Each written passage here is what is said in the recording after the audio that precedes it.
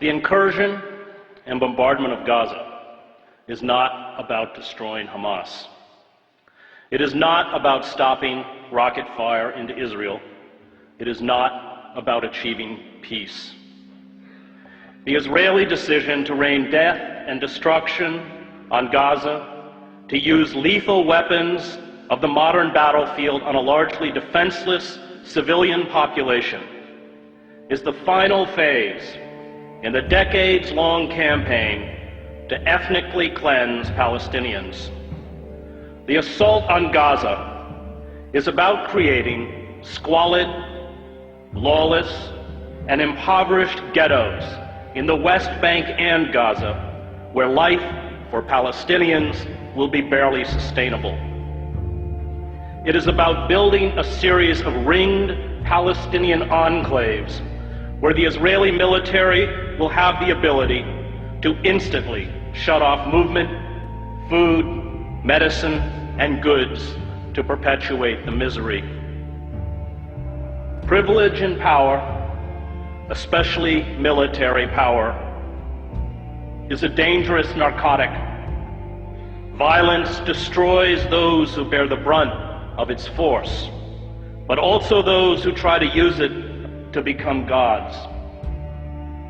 Israel uses sophisticated attack jets and naval vessels to bomb densely crowded refugee camps, schools, apartment blocks, mosques, and slums, to attack a population that has no air force, no air defense, no navy, no heavy weapons, no artillery units, no mechanized armor, no command and control, no army, and calls it a war. It is not a war. It is murder. Images of dead Palestinian children lined up as if asleep on the floor of the main hospital in Gaza are a metaphor for the future. Israel will from now on speak to the Palestinians in the language of death. Those who orchestrate such sieges do not grasp the terrible rage born of long humiliation, indiscriminate violence, and abuse. A father or a mother whose child dies because of a lack of vaccines or proper medical care does not forget. A boy whose ill grandmother dies while being detained at an Israeli checkpoint does not forget. Families who carry the broken bodies of their children to hospitals do not forget. All who endure humiliation, abuse, and the murder of those they love do not forget. This rage becomes a virus within those who eventually stumble out into the daylight. Is it any wonder that 71% of children interviewed at a school in Gaza recently said they wanted to be a martyr? The refusal by our political leaders, from Barack Obama to all but 5 members of Congress, to the major media, to speak out in defense of the rule of law and fundamental human rights exposes our cowardice and our hypocrisy.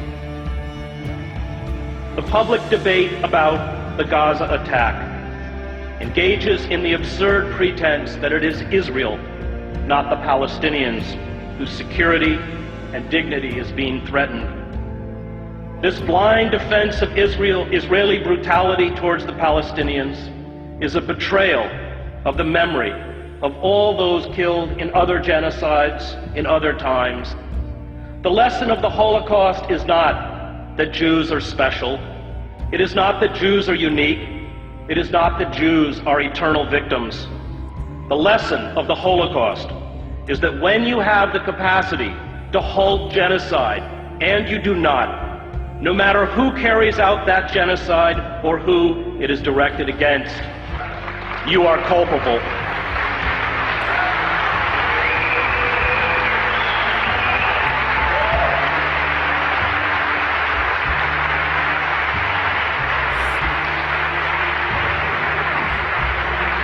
And we are very culpable The F-16 fighter jets, the Apache attack helicopters, the 250-pound smart GBU-39 bombs are all part of the $3 billion military aid we give to Israel. Palestinians are being killed tonight with American-made weapons. But perhaps our callous indifference to human suffering is to be expected. We, after all, kill women and children on an even vaster scale in Iraq and Afghanistan.